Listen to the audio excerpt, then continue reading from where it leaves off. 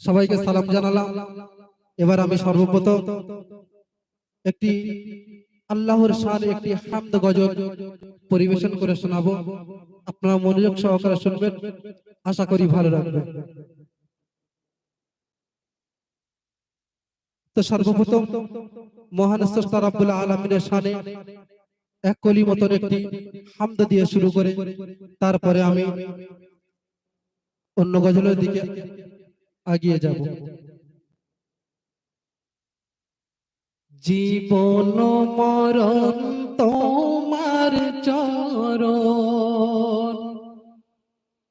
জীবন মরণ তোমার চরণ, আমার দিলের আঙ্গিনা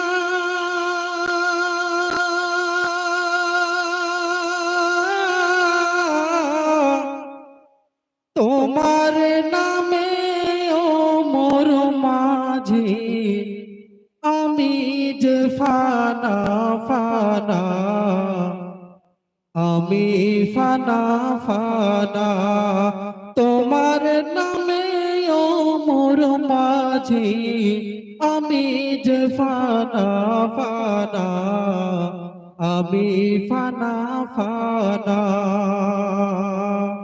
তুমি ছাড়া কে আর শুনবে আমার মনের বেদনা,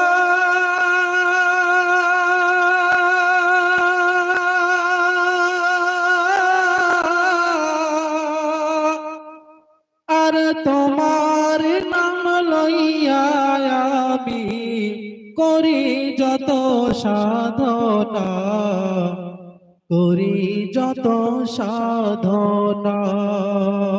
জীবন মরণ তোমার চরণ, আশায় আশায় দিন কেটে যায়, আর কাঁদে আমার সিনা, হায়রে কাঁদে আমার সিনা। অসহায় আমি হয়ে গেছি, আজকে তুমি বিনা, আজকে তুমি বিনা, আর তোমার নাম লইয়া আমি করি যত সাধনা, করি যত সাধনা, আর তোমার নাম লইয়া আমি করি যত সাধনা, করি যত সাধনা। জীবন মরণ তোমার চরণ, জীবন মরণ তোমার চরণ।